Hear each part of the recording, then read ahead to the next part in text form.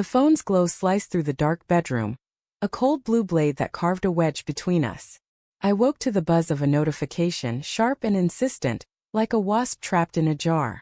It was 2:47 a.m., and Sarah's side of the bed was empty, the sheets cool where her warmth should have been. My heart thudded, heavy with a dread I couldn't name. Her phone sat on the nightstand vibrating again, the screen flashing a name. Mark. Not a contact I knew. Not a friend, not a coworker. At least not one she'd ever mentioned. The message preview burned into my retinas. Can't stop thinking about last night. I stared, my breath shallow, the air in our cozy sage-green bedroom turning thick, suffocating. The framed photo of us at Acadia, laughing under a crimson sunset, seemed to mock me from the dresser. My fingers hovered over the phone, trembling. I didn't want to touch it. Didn't want to know. But the pull was stronger than my fear, like gravity dragging me toward a cliff. I typed her passcode, our anniversary 0718, and the screen unlocked, revealing a string of texts that twisted my stomach into knots. You make me feel alive again, Mark had written. Sarah's reply. It's just innocent flirting, nothing serious. Let's keep it that way. Innocent. The word echoed in my skull, bitter and sharp, like biting into a rotten apple. I scrolled further, each message a fresh cut. Late-night chats. Shared memes. A photo of her in the red dress she wore to our last date night, captioned, "For you." My chest tightened, a vice squeezing out reason. Maybe it was nothing. Maybe she was lonely, bored. We'd been married 7 years, and the spark had dimmed. My long hours at the firm, her late shifts at the hospital. But this? This was a betrayal dressed up in denial. A lie she told herself to sleep at night. The floorboards creaked in the hall. I froze, the phone heavy in my hand, its light exposing my guilt for snooping. Sarah's silhouette appeared in the doorway, her hair a messy halo, her oversized sleep shirt slipping off one shoulder. Jake?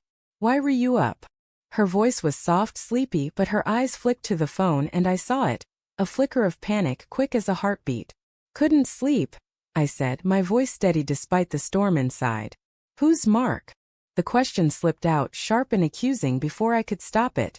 Her face froze, then softened into a smile, too quick, too practiced. Mark? Just a guy from work. We were joking around in the group chat. She crossed the room, her bare feet silent on the rug, and reached for the phone. I pulled it back just out of her grasp. Joking at 3 a.m.? My tone was ice, but beneath it, my heart begged her to explain, to make this ache go away. He says he can't stop thinking about last night, Sarah. What happened last night?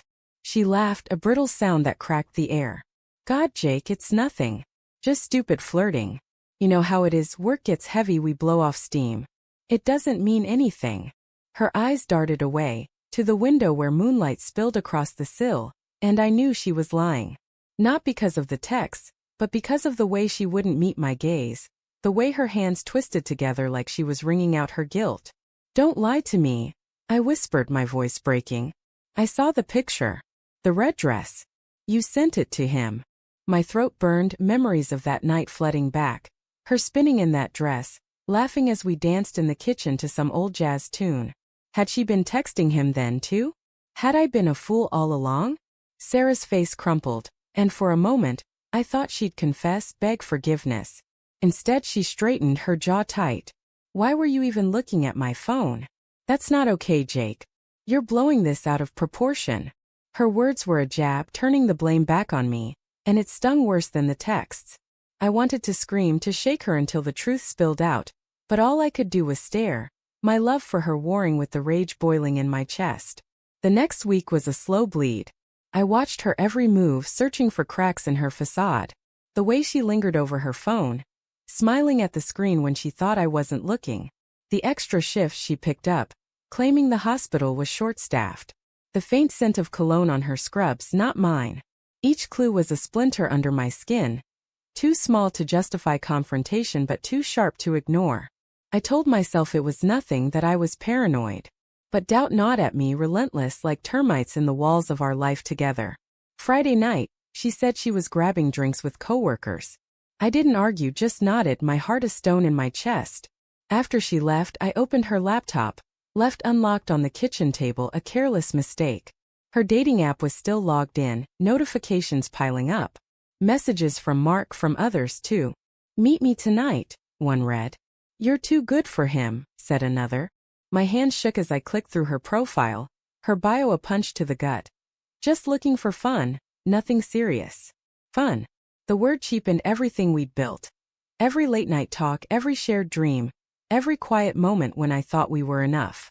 I waited up, the house silent except for the tick of the clock. At 1:12 a.m. her key turned in the lock.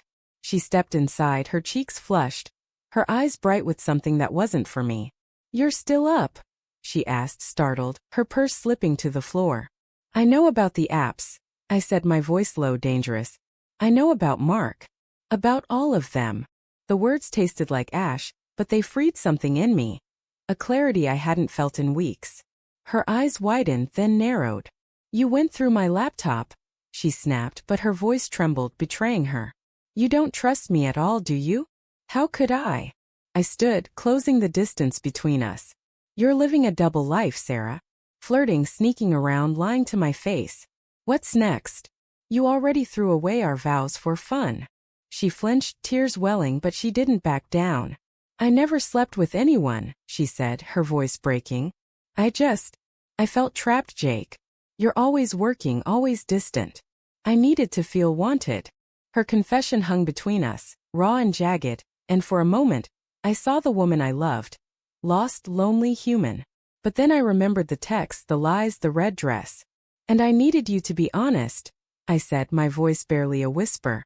"But you chose him. Them. Anyone but me." She reached for me, but I stepped back, the space between us a chasm now. "Jake, please." The doorbell rang, sharp and jarring. We froze, the sound slicing through our fight. I opened the door, and there stood a man, tall, broad-shouldered, with eyes that flickered with recognition when he saw Sarah. "Mark," she whispered, her voice a mix of fear and shame.